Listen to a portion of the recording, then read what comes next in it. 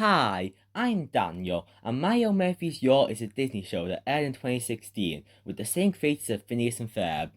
And while it's not as good as that show, it is still a show I highly recommend that deserves better. The show was ignored by Disney and didn't get a third season that it should have got. It still might, but it's very unlikely now. The show is great, and while it is still weaker in most ways, it does some things Phineas and Ferb didn't, like overarching stories. While it went a bit too far with season-long crossover, it still feels like a separate entity with its own characters to be invested in. The overarching story will give certain episodes an advantage here, especially the specials, but it won't lie about what the best is. So what are the best My Murphy's Your episodes? 10. The Isle of Yost Dakotas.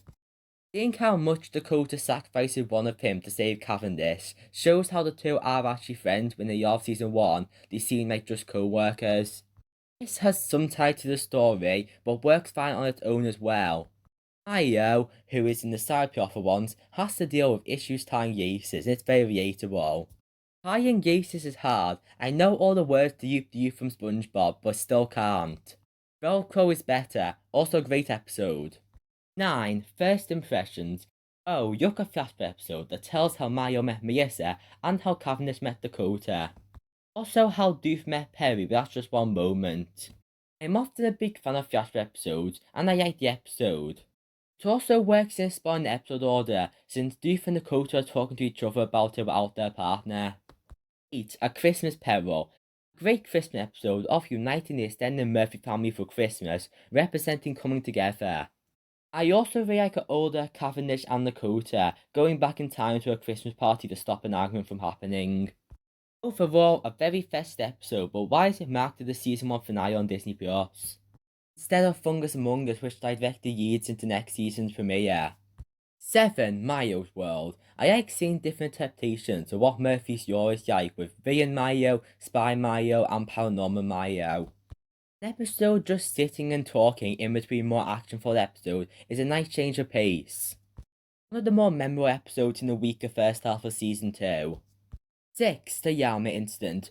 We finally get to hear about what the Yama Incident is while Mayo, Sak, and Melissa are about to die.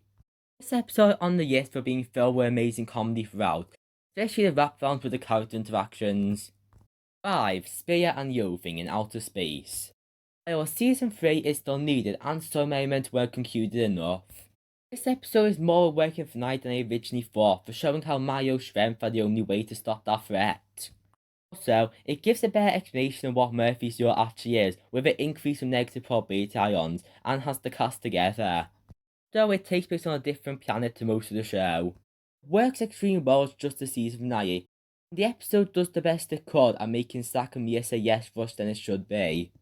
Anyway, this is entertaining for you have the setup being Yas episode, and this is the final battle.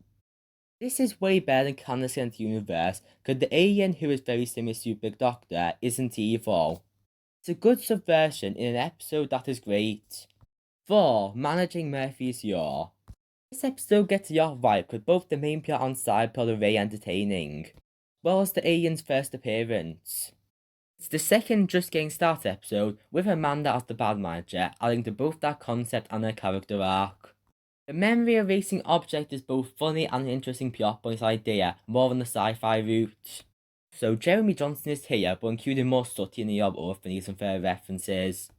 When re-watching contenders for this list, this took out better than I thought. 3. The Phineas and Ferb Effect. Crossover, which I like more for the story elements of Mile Murphy's Law rather than Phineas and Ferb. Still does a good job combining characters, even though they don't look like the same art style. I like the two plots which is in tune to both shows and the comedy here.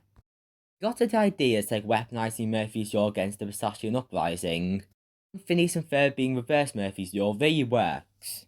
I agree Phineas and Ferb saying they have no reference of things going wrong is inaccurate, but that doesn't ruin things. Fireside Girls barely appear, but I don't mind because this is better to focus on Buford and Baljeet instead. Of course, Doofenshmirtz and Perry are the best part like always. This definitely has a couple problems, but it's 44 minutes of entertaining and interesting stuff.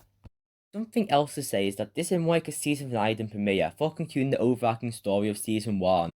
2. Secrets and Pies. This has the best comedy of the whole show, all in 11 minutes. It has the idea of secrets, and most of the comedy comes from the interactions of Milo, Melissa, and Zach. It manages to repeat the joke exactly the same and be even more funny. The reveal of the backpack's origin is great for giving backstory to the show. And okay, I think you know it is remembered. Chop Away My Heart song is legendary, both musically and in context of the episode. This is what I think of when I think Mile Murphy's Yaw, and it's only beat by one. Our first honourable mentions are Fungus, Among Us, Mid-Afternoon Snack, Rooting for the Enemy and Safety First. 1. Missing Mayo, the big mid-season 44-minute spectacular of Cavendish and Dakota finally meeting Mayo, and it stays. Something Mile Murphy's Yaw did that Phineas and Ferb didn't. The side plot finally collide with the main plot and they actually work well together. This introduces the time travel, pistachians, Dr. Stone's important in an entertaining episode. Black Melissa and Sarah finding Mario is an interesting mystery leading to a superb climax scene. It also has many funny moments, like the Peach Paradox. If you have doubts in this show, I recommend watching this episode first, because it's the best Mile Murphy's Yaw episode. Conclusion, this is an underrated and great show that should have got more. Story is intriguing, the characters are good, and most of all the comedy. Before we watch, I forgot how funny and yay the comedy is, mainly in dialogue. It continues Phineas and Ferb's humour, which kids might not get for complexness, which is why I love this show. It's way better than Can't Get the Universe, and I would have easily took another season of Mile movie over that decent forgettable film. But this doesn't sell. The show also has great songs, but I didn't mention it much here, because it's only one part of a two-parter. Next video, I'll count down the top 10 Mile Murphy's Yaw songs. The end.